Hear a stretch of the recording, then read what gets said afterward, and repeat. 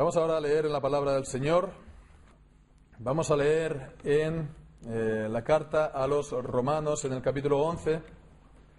Romanos capítulo 11, ya al fin de este capítulo, la conclusión, digamos. Dice así la palabra del Señor: Oh profundidad de las riquezas, de la sabiduría y de la ciencia de Dios, cuán insondables son sus juicios e inescrutables sus caminos. Porque ¿quién entendió la mente del Señor? ¿O quién fue su consejero? ¿O quién le dio a él primero para que le fuese recompensado? Porque de él y para él son todas las cosas. A él sea la gloria por los siglos. Amén. Pues llegamos ya al final de esta sección de Romanos, capítulo 9 al 11, y es un pasaje extraordinario en la palabra del Señor, porque nos habla sobre todo de Israel, sí, es el tema de estos tres capítulos. Israel que está en endurecimiento, Israel por el cual el apóstol Pablo tiene este deseo de salvación, ora para que sean salvos. Y bueno, pues la enseñanza que da acerca de Israel pues es acerca nos muestra acerca de su estado de endurecimiento y también de su salvación, y que por encima de todo, tanto de su endurecimiento como de su salvación, está la soberanía de Dios. Entonces es un pasaje que nos enseña sobre todo acerca de esta soberanía de Dios, tanto para rechazar a la gente como también para salvarla. Para, a quien quiere endurecer, endurece, y de quien tiene misericordia, tiene misericordia y lo salva. Entonces, es una enseñanza que al hombre normalmente no le gusta oír, que el Señor es soberano, que solo depende de Él. Entonces muchas veces, esto se omite, se pone esto entre paréntesis, ¿no? Se hace el salto. Cuando vas leyendo en Romanos, hace el salto porque esto es algo difícil, o es algo, se dice, difícil de entender, con lo cual pues pasemos a otras cosas, ¿no? Pero en el fondo es que no se quiere escuchar, porque esto lo que hace es hace tambalear la seguridad de la gente en sí misma. Porque si Dios es soberano, ya no lo soy yo. Y nos gusta pensar en nosotros como los que tienen el control de nuestras vidas en nuestras manos. Que nuestro futuro y nuestro destino depende de nosotros. Entonces, como esto no nos gusta, entonces la gente no lo quiere oír. Pero no hemos de, por supuesto, tener esta misma actitud ante la palabra de Dios, que nos enseña una cosa tan importante acerca de Dios, que Él es soberano.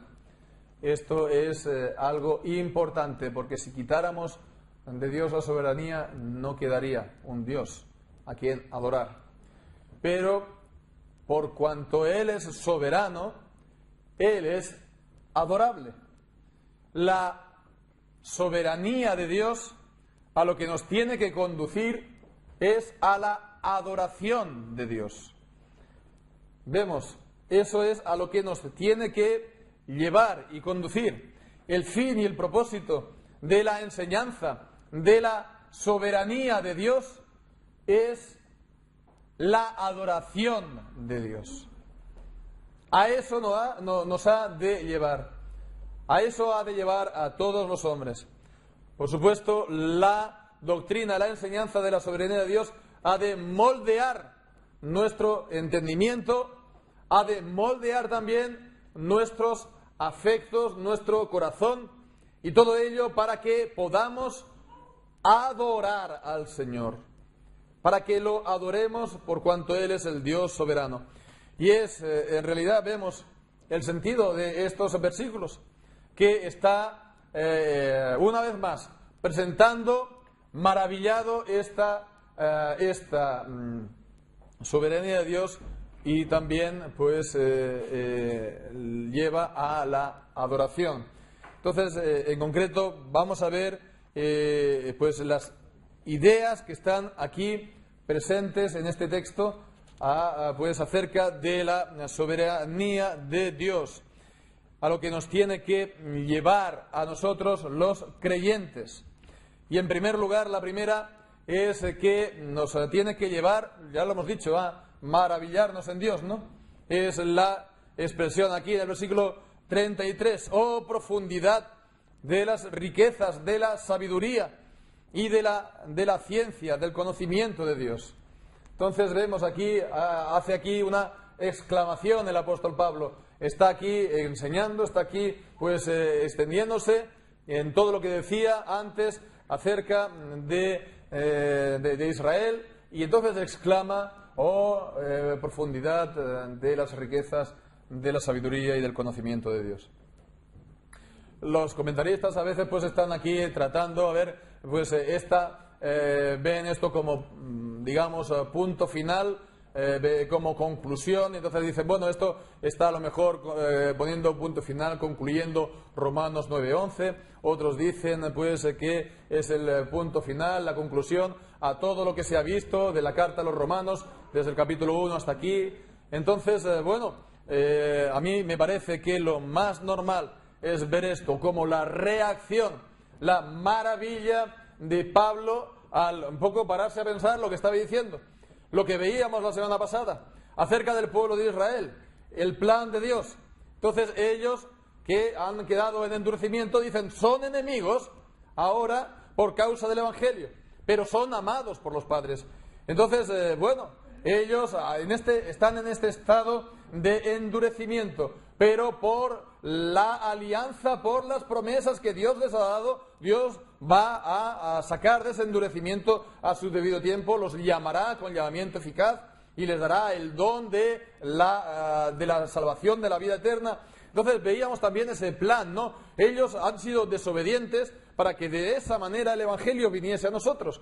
Y entonces, la gracia que ahora nosotros los creyentes recibimos, entonces eso a ellos les conmueve también, les mueve a que también sean salvos. Entonces vemos aquí el Señor se sirvió de la desobediencia de ellos, pero también el Señor se ha servido de la gracia y de la misericordia que Él derrama en la vida de la gente. Con lo cual, pues vemos todo esto, es lo que están hablando es de la soberanía del Señor. Entonces Pablo está diciendo esto y es como si él dijera, todo lo que estoy aquí diciendo, esto me sobrepasa, esto es tan alto lo que estoy aquí pues diciendo. Qué maravilla esto, que es así, que el Señor trae la salvación de esta manera. Entonces vemos, él se maravilla porque sobrepasa su entendimiento. Dice, oh profundidad de las riquezas, de la sabiduría y del conocimiento de Dios. Fijémonos lo que dice, profundidad de las riquezas, ¿no? Profundidad de las riquezas, ¿no? Si hubiera dicho, oh profundidad del conocimiento de Dios, o si hubiera dicho, oh riquezas del conocimiento de Dios, ambas pues hubiera sido igualmente pues una expresión bella, ¿no? Que exalta al Señor. Pero dice, oh profundidad de las riquezas. Vemos, está pues insistiendo la profundidad de las riquezas. Y después dice de la sabiduría y del conocimiento de Dios. La junta, profundidad y riquezas, es como si se estuviera expresando hasta lo sumo, hasta lo máximo. Entonces, profundidad de las riquezas, ¿no? Nos podemos un poco hasta imaginar pues que nos estamos sumergiendo en las aguas del mar y estamos defendiendo las aguas del mar profundamente, y cada vez que nos vamos profundizando, vemos que estamos rodeados por los tesoros y las maravillas y las riquezas del Señor. Entonces cada vez que vamos descendiendo vemos estos tesoros del Señor alrededor. Entonces dice esto acerca precisamente en particular de la ciencia y del conocimiento de Dios. De la ciencia y del conocimiento de Dios. Entonces, cuando está hablando de la ciencia y del conocimiento de Dios, no está hablando de nuestro conocimiento acerca de Dios. Está hablando del conocimiento que Dios tiene y de la sabiduría que Dios tiene. Entonces está hablando del atributo de Dios, de que Él es, pues, omnisciente, sí, el Señor lo sabe todo. Entonces, Él lo conoce todo, de todas las personas, sí, de todas las situaciones, su conocimiento es infinito.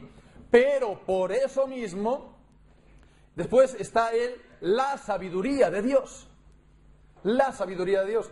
El conocimiento de Dios y la sabiduría de Dios son ligeramente distintos, porque el conocimiento de Dios es lo que Él conoce, pero la sabiduría de Dios es la disposición, digamos, de su plan, que es sabio. Como Él conoce todas las cosas, las conoce perfectamente y hasta lo último, entonces el propósito suyo, el plan suyo es sumamente sabio. Entonces vemos que está hablando en este sentido. Y dice a continuación también que cuán insondables son sus juicios e inescrutables son sus caminos. Cuando habla de juicios está hablando de decisiones. Y las decisiones de Dios es el decreto de Dios. Es el plan de Dios, el plan eterno de Dios que Él, desde antes de la fundación del mundo, pues decidió. Y cuando está hablando de caminos, pues es, digamos, la relación, el trato con los hombres, lo que Él ha dispuesto. Y dice que son insondables los juicios, y cuando habla de insondables podemos leer en Proverbios, capítulo 25. El Nuevo Testamento fue escrito en griego y el Antiguo Testamento en hebreo, pero el Antiguo Testamento en hebreo fue traducido al griego. Y esta palabra de insondable la encontramos también en Proverbios, capítulo 25, versículo 3. Para la altura de los cielos y para la profundidad de la tierra y para el corazón de los reyes no hay investigación, no hay investigación para el corazón de los reyes, porque los pensamientos de los reyes humanos, ¿no? Ellos tienen sus propósitos, ellos tienen sus planes que sobrepasan lo que el entendimiento de los súbditos. Eso incluso mismo dice la palabra de Dios acerca del corazón humano. Sin más, dice Jeremías capítulo 17, versículo 9, dice: engañoso es el corazón más que todas las cosas y perverso. ¿Quién lo conocerá? ¿Quién lo conocerá? Yo, Jehová, que escudriño la mente y que pruebo el corazón para dar a conocer a cada uno según su camino y según el fruto de sus obras. Entonces, ¿quién lo conocerá? Es insondable. Es insondable. Y también dice inescrutable. Lo encontramos esto en Job también, capítulo 5. Job, capítulo 5, versículo 9. Dios dice, el cual hace cosas grandes e inescrutables, las obras de Dios, inescrutable. Y en el capítulo 9, versículo 10, dice también, Él hace cosas grandes, aquí dice incomprensibles, y maravillas sin número, inescrutable, incomprensible. Inescrutable también hemos leído en Efesios capítulo 3, en el capítulo 3 de Efesios, en el versículo 8, está hablando de las inescrutables riquezas de Cristo. El Evangelio de las inescrutables riquezas de Cristo. Entonces está hablando de que es al final incomprensible para el hombre. Es incomprensible para el hombre. Dios es incomprensible para el hombre. Sus caminos son incomprensibles para el hombre. Las riquezas del Evangelio incluso son incomprensibles para el hombre. Son incomprensibles para el hombre. Entonces Dios es incomprensible. Está la distinción entre su voluntad secreta, que es el decreto que Él se propuso en sí mismo, ¿verdad? Desde antes de la fundación del mundo. Eso nosotros nada podemos conocer porque está dentro del mismo ser de Dios, los mismos pensamientos de Dios. Isaías 55, como la altura de los cielos sobre la tierra, así son mis pensamientos más altos que vuestros pensamientos. No lo podemos comprender. Y mis caminos más altos que vuestros caminos. Pero también en la voluntad de que Él se da a conocer. también en las obras de la naturaleza. ¿Quién puede conocer las obras de Dios? ¿Quién puede conocer incluso en lo que a Él se revela, el Evangelio de Cristo, el misterio que ha estado pues escondido desde antes de los siglos? Esto nos es incomprensible. Entonces esto es bueno tenerlo en cuenta para prevenirnos del pecado, del racionalismo. El racionalismo es un pecado, porque el racionalismo que habla de Dios como pues de cualquier otra cosa, ¿verdad? El racionalismo que ha afectado tanto a tantas iglesias a lo largo de los últimos siglos, ¿no? De hablar sin reverencia de Dios, hablar de Dios pues como si fuera una mera idea más. Por ejemplo, Spinoza, siempre pues hablamos de él, este filósofo Spinoza que, él parecía que sabía más de Dios que Dios mismo, ¿no? Para él no tenía ningún misterio Dios. ¿Por qué? Pues porque para él Dios está sometido incluso a la misma necesidad causa-efecto que las cosas, que la creación. Se dice de él que cuando él oía orar, él sonreía. Vemos que en el fondo lo que había era pues esta pérdida de esta maravilla ante Dios, el asombro ante el ser de Dios, este temor del Señor, de esta reverencia ante el Señor, ante sus caminos, ante su palabra, ante todo lo que es de Él. Y si perdemos ese asombro, y si perdemos esta maravilla del Señor, pues entonces estamos en mal camino. Porque si verdaderamente conocemos al Señor, hemos de conocerlo como que Él es alto sobre nosotros e incomprensible para nosotros. Entonces, parafraseando un poco lo que dice Pablo en Romanos 10, ¿cómo vamos a maravillarnos? ¿Cómo nos maravillaremos acerca de Dios si no pensamos acerca de las obras de Dios? Si no pensamos acerca del ser de Dios, si no meditamos en sus caminos. ¿Cómo meditaremos nosotros acerca del Señor, su palabra, sus caminos, sus obras, a lo largo de los días de cada día? Si no lo hacemos en el día del reposo, si no lo hacemos en el día que el Señor lo ha marcado como reposo para que nos estemos meditando en Él y también reuniéndonos para adorarlo. Pero en el tiempo que tenemos libre, meditar en su palabra, meditar en el Señor. Si no lo hacemos en el día que tenemos el tiempo, en el resto de la semana vamos a tener tiempo para hacerlo. Entonces, guardemos esto como algo, un tesoro para meditar acerca del Señor, acerca de su palabra, acerca de sus obras, para que tengamos este temor reverencial ante Él. El segundo de los puntos de las ideas es que la soberanía de Dios nos tiene que llevar continuamente a corregir nuestras propias ideas. ¿De acuerdo? Los creyentes recibimos la doctrina, la enseñanza de la soberanía de Dios, pero nos tenemos que fortalecer en ella por si hubiera algo todavía que corregir. Vemos versículo 34-35, porque ¿quién entendió la mente del Señor? ¿O quién fue su consejero? Que por cierto es algo que también hemos leído en Job, en el capítulo 36. Es prácticamente una cita de Job, capítulo 36, versículo 22 y 23. He aquí que Dios es excelso en poder. ¿Qué enseñador semejante a Él? ¿Quién le ha prescrito su camino? Entonces dice, ¿quién entendió la mente del Señor? ¿O quién fue su consejero? ¿O quién le dio a Él primero para que a Él le fuera recompensado? Entonces vemos aquí, primeramente en el versículo 34, continúa hablando del conocimiento de Dios, del conocimiento del Señor. Y pues una vez más está diciendo que Él es incomprensible. ¿Quién entendió la mente del Señor?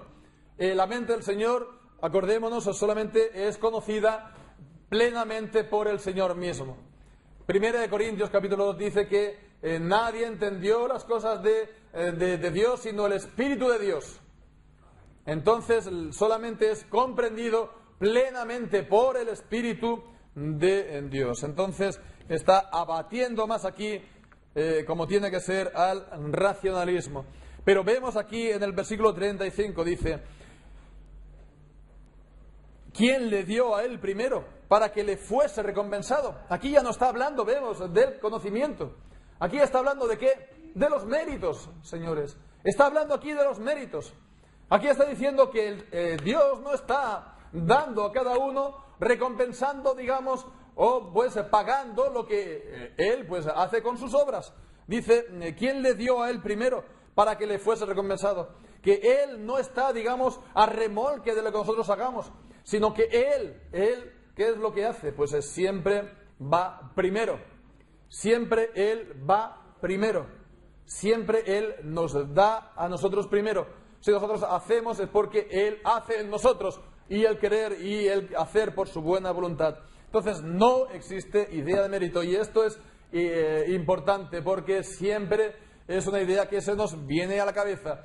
El que Dios se relaciona con nosotros o con los demás por nuestros méritos. Es algo arraigado en nosotros mismos, de que nosotros nos merecemos muchas cosas del Señor, o que los demás pues lo tienen porque se lo han merecido.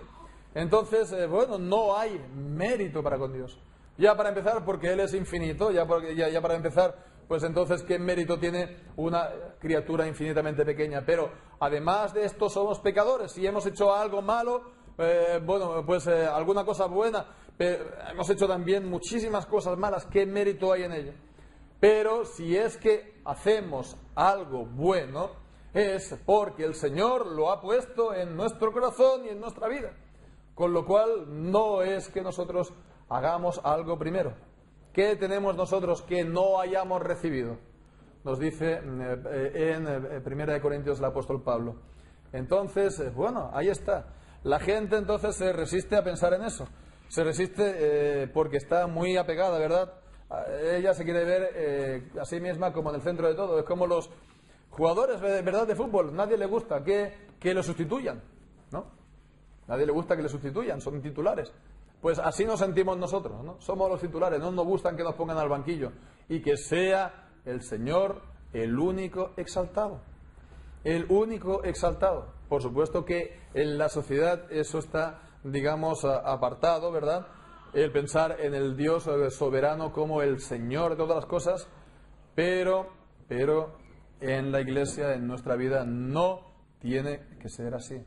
Nosotros nos tenemos que apartar. Como decía Juan el Bautista, es necesario que yo mengüe, me haga pequeño para que Él crezca. Amén. Pues por último, nos tiene que llevar a la gloria de Dios, a glorificar a Dios, la doxología. Porque de Él y por Él y para Él son todas las cosas. Versículo 36. Porque de Él, está hablando de la fuente, Dios es el origen, creador. Es la fuente, el origen, porque de Él. Después añade, porque por Él también. Está hablando de que Él es el medio, es el agente, que hace todas las cosas por medio de Él. Entonces, todas las cosas son hechas por su mediación. Y después también, porque para Él es el propósito, el fin de todas las cosas. Entonces es el principio y el fin. Y el medio. Él es principio, fin, medio, el alfa y la omega. Todas las cosas son de Él y para Él. Entonces, al comprender esto, ¿qué dice? Pues a Él sea la gloria para siempre. Comprender esto, pues Él lleva al deseo de glorificar a Dios y al deseo de que el Señor sea glorificado. Cuando entendemos esto, pues entendemos cómo es Dios. Entendemos que Él es el soberano, entendemos que Él es origen, Él es la fuente, Él es el medio de la gente, el fin y el propósito de todo cuanto existe. Pues si estamos en la fe en el Señor, ¿qué vamos a querer? Pues como Moisés, que le dijo, muéstrame tu gloria, muéstrame tu gloria. Queremos pues que Dios sea glorificado y que Dios pues se dé a conocer, y eso es la gloria de Dios, que Él se muestre conforme a su gloria. Entonces nuestros sentimientos han de estar ahí, ¿verdad? Nuestros sentimientos, nuestro corazón ha de ser un corazón piadoso para con el Señor y un corazón que anhela su gloria y que desea su gloria. Y el apóstol Pablo, al principio, es curioso, en Romanos, que está hablando de la soberanía, está comenzándolo con una doxología también, cuando está diciendo que de él vino, según la carne vino Cristo, el cual es Dios sobre todas las cosas, bendito por los siglos, amén. Y lo vemos aquí a concluir también.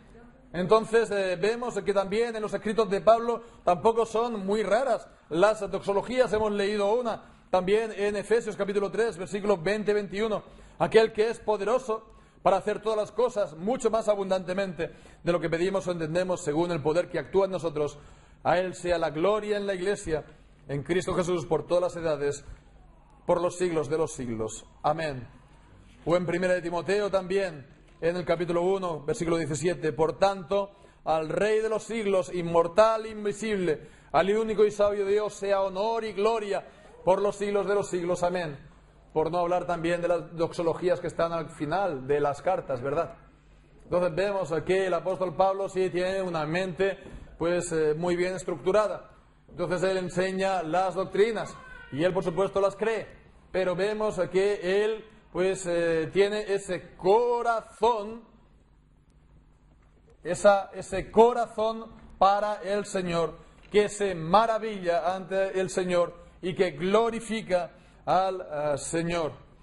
Y como decíamos al principio, esta debe ser la meta, lo que nos tiene que llevar la soberanía de Dios, considerar, creer la soberanía de Dios, a la adoración de Dios.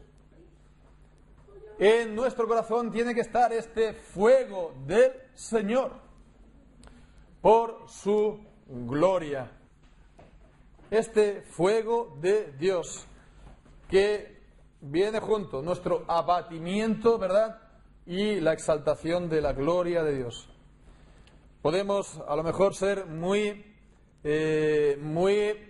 ortodoxos en nuestra fe y creer perfectamente, correctamente acerca de la soberanía de Dios, pero si esta soberanía de Dios no nos lleva a, como hemos visto, maravillarnos en Dios, a corregir continuamente nuestro deseo de mérito propio delante de Dios, o nos lleva a glorificar a Dios, gloriarnos en Dios, en exaltar a Dios, no estamos siendo verdaderamente creyentes ortodoxos en el sentido bíblico de la palabra. La soberanía de Dios, vemos, nos ha de conducir a esto, al anhelo de la gloria de Dios. Todo en el Señor es soberano. Su amor y su gracia también lo son. El amor y la gracia de Dios son soberanos, porque Él es soberano. Y todo en el Señor es glorioso, porque Él es glorioso. Y el Evangelio de la gracia por el cual somos salvos es un Evangelio soberano y glorioso. Y entonces todo en Él es glorioso. Amén. Y pensemos acerca de la salvación por la cual somos salvos. El Padre que la planea desde antes de la fundación del mundo. El Hijo que la realiza y la lleva a cabo en el tiempo, cumpliendo la redención. Y el Hijo, también el Espíritu Santo, que la aplica en nuestros corazones a su debido tiempo, llamándonos por su llamamiento eficaz. Y entonces, fijémonos, ¿no? Todo esto es por su soberanía. La misma soberanía, además, que está gobernándolo todo en el universo. Y pensemos esto, hermanos. Pensemos, todas las cosas aquí abajo, todas las cosas, todo el gobierno de Dios, de las naciones. El Señor está gobernando el universo. ¿Para qué? Para que todas las cosas converjan a este punto. Que estemos, por ejemplo, hoy aquí, adorando al Señor, habiéndolo conocido y habiendo sido salvos. Él ha gobernado el universo desde la eternidad en su plan y en el tiempo, a lo largo de los siglos. Él lo ha estado gobernando con este propósito en mente, de salvarnos por medio de Jesucristo. Él ha gobernado las naciones para salvaros de vuestros pecados y llamaros a la comunión con el Hijo. ¿No es esto maravilloso? Que ha gobernado naciones, que ha sujetado reyes, que ha tirado abajo imperios, para traeros a vosotros a la fe, a vosotros los que creéis en Cristo Jesús. ¿No es maravilloso esto? El mundo pues no lo hará, pero nosotros hemos de postrarnos delante de Él. Y el mundo no lo hace hoy, pero nosotros nos hemos de gloriar en Él y su gloria. Amén. Fijémonos con el amor glorioso y soberano que nos ha amado. Y esto nos llevará a darle la gloria para siempre. Amén.